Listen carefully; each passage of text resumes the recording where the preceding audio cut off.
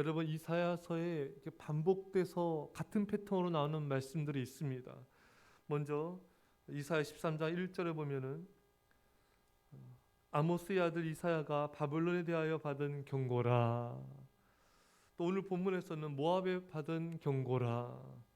또 뒤에 보면은 또 어느 나라에 대해서 받은 경고라. 이게 계속해서 여러분 반복이 되고 있습니다.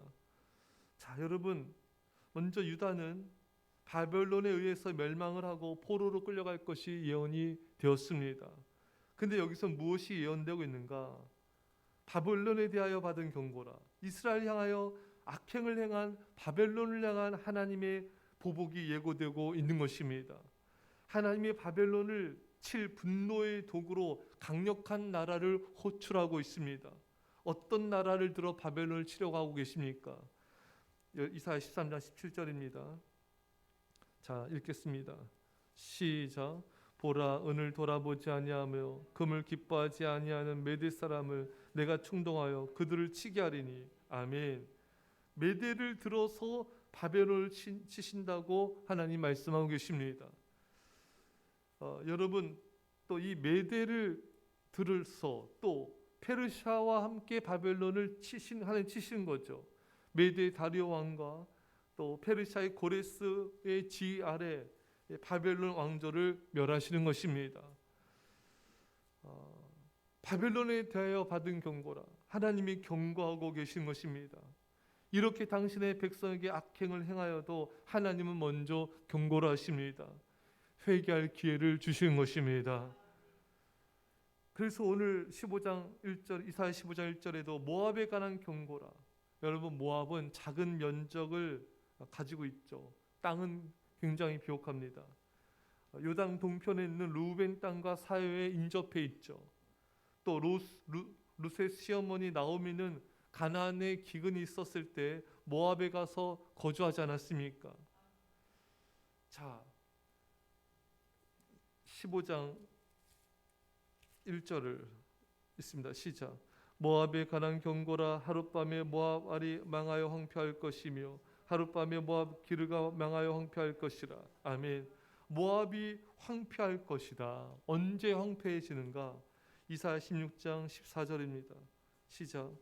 이제 여호와께서 말씀하여 이르시되 품꾼의 정한 해와 같이 3년 내에 모압의 영화와 그 큰 무리가 능욕을 당할지라. 그 남은 수가 심히 적어 보잘것없이 되리라 하시도다. 아멘. 3년 내에 모압이 망할 것이다. 여러분 그런데 이 모압의 멸망을 선포하는 이사야의 마음이 어떠했습니까? 5절입니다. 중요합니다. 자, 시작.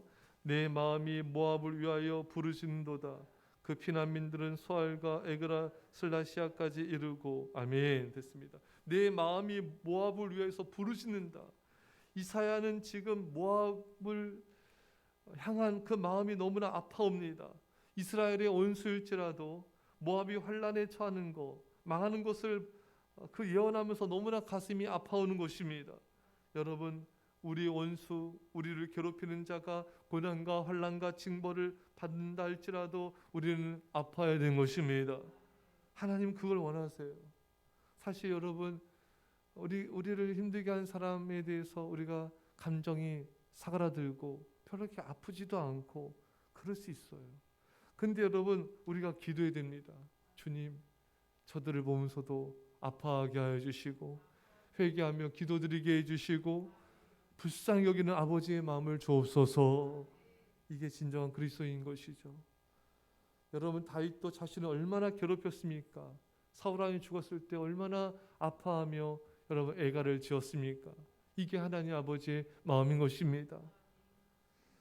주님, 이 새벽에 우리에게 원수를 향한 우리 힘들게 한 사람에게 대한 아버지의 사랑과 궁리의 마음이 일어나게 하시고 그 사랑으로 우리가 기도하며 용서하며 축복하게 하옵소서. 내 마음이 모압을 위하여 부르짖는도다. 이것은 하나님 아버지의 마음입니다. 여러분 하나님 아버지는 강력하게 모압을 향해서 경고하고 있는 것입니다. 하나님은 회개할 기회를 주고 계시고 그들이 돌이켜 살기를 원하시는 것입니다. 하나님은 악인이라도 멸망하기를 결코 원하지 않으십니다. 여러분, 하나님께서 북이스라엘도 심판하시고 유다도 심판하시고 주변 나라들을 심판하셨어요. 이것은 우상 숭배와 다른 신을 섬긴 것에서 돌이켜서 회개하고 살라는 하나님의 사랑의 기회인 것입니다. 그 심판과 회개를 촉구하는 메시지 자체가 여러분 소망인 것입니다. 여러분, 하나님의 모든 말씀은 소망의 메시지입니다. 모든 말씀이 소망이에요. 그것이 위로의 말씀이든 죄를 범하면 징벌과 심판을 당한다는 말씀이든 축복의 말씀이든 회개를 축하하는 말씀이든 어떤 말씀인지 간에 하나님의 모든 말씀과 행하시는 모든 것은 하나님의 사랑이고 하나님의 우리를 향한 소망인 것입니다. 근데 사람들은 그걸 잘 몰라요. 이스라엘 백성들도 이렇게 회개하고 돌이켜라 얼마나 거부하고 오히려 이렇게 너무 강팍해지고 듣긴 들어도 깨닫지 못하고 보긴 보아도 믿지 않는 이런 모습이 너무 많은 거죠. 이스라엘 백성들 가나안 땅을 정복하라 할 때도 얼마나 그게 여러분 축복의 말씀입니까 여러분. 하지만 그들은 밤새 울고 불고 그 축복에 적각고리 흐르는 가나안 땅을 향하여 믿음으로 도전하는 것을 그들은 힘들어하고 괴로워하고 눈물로 반응했던 것입니다. 이것이 많은 또 오늘날의 교인들의 모습이기도 한 거죠. 사랑하는 여러분, 어떤 말씀도 소망입니다. 어떤 말씀도 우리를 살리시려는, 우리를 축복하시려는 하나님의 사랑의 말씀이고 소망의 말씀인 것입니다. 우리가 믿음으로 잘 반응하고 하나님의 사랑을 오해하지 말고 참 우리가 정말 하나님 앞에 정말 이 모든 것을 감사함으로 받는 것이 우리에게 너무나 필요한 것입니다. 이스라엘 백성들에게 너희가 우상을 섬기고 죄를 범하며 바벨론의 포로 끌려가 70년간 포로 생활할 것이다. 이것도 여러분 소망입니다. 완전히 멸하신 게 아니에요. 그들이 회개하고 바벨론에서 회개하면은 다시 돌아와서 또 성전을 세우고 하나님 나라를 이뤄가게 될 것이다. 그 모든 말씀도 소망인 것입니다. 겉으로는 심판으로 보이지만 하나님의 사랑인 것입니다. 여러분, 오늘 이 하나님의 말씀을 잘 들여다보십시오. 우리는 모압 심판받는 거 마땅해 그렇게 여러분 뭐 가슴 아파하거나 그렇게 우리가 반응하지 않지 않습니까? 하지만 하나님은 다른 거예요. 내 마음이 아프도다. 이 이사야의 마음은 하나님 아버지의 마음을 대변하는 거예요. 하나님이 이런 징벌과 심판에 대한 말씀, 경고의 말씀, 회개하고 돌이키라 이 말씀도 하나님께서 그냥 너희 죄 지었으니까 망해라 이런 게 아니에요. 정말 저렇게 악을 행하는 민족들도 회개하고 돌이키기를 너무나 원하시는 하나님의 가슴절절한 사랑의 외침인 것입니다. 우리가 이것을 볼 수 있어야 돼요. 하나님의 가슴절절한 사랑의 경고인 것입니다. 이 모든 게 하나님의 사랑인 것입니다. 하나님은 이스라엘 백성도 사랑하시지만 이렇게 애굽 사람들도 모압도 바벨론도 아수르도 그들도 사랑하시는 거예요. 그들이 회개하고 돌이키기를 원하시는 거예요. 그래서 경고하고 또 경고하고 계신 것입니다.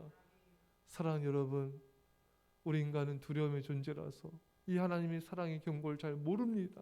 이제 이 새벽에 우리가 이 하나님의 모든 것을 사랑으로 받고 감사함으로 받고 하나님 그 사랑 안에 거하시기를 간절히 축원합니다. 기도하십시다. 사랑의 아버지 하나님, 하나님께서 이 이스라엘 백성들과 여러 민족을 향한 계속적인 경고를 하신 걸 우리는 보게 됩니다. 주님, 아버지, 우리도 아버지 안에 이 하나님의 아버지의 그 마음을 알게 하여 주시고 그 하나님의 사랑을 사랑으로 받게 하여 주옵소서. 어떤 말씀도 하나님 어떤 행하심도 하나님께서 우리를 향한 사랑이고 우리가 소망을 주신 줄 감사함으로 받게 하여 주옵소서. 하나님 아버지의 그런 징계와 심판과 겉모습이 아니라 정말 하나님의 그 가슴 절절한 그 사랑의 외침 경고를 듣고 우리도 이 새벽에 돌이켜서 살게 하시고 하나님의 사랑과 그 축복 안에 거하게 하여 주옵소서. 감사드리며 예수님의 이름으로 기도합나이다. 아멘.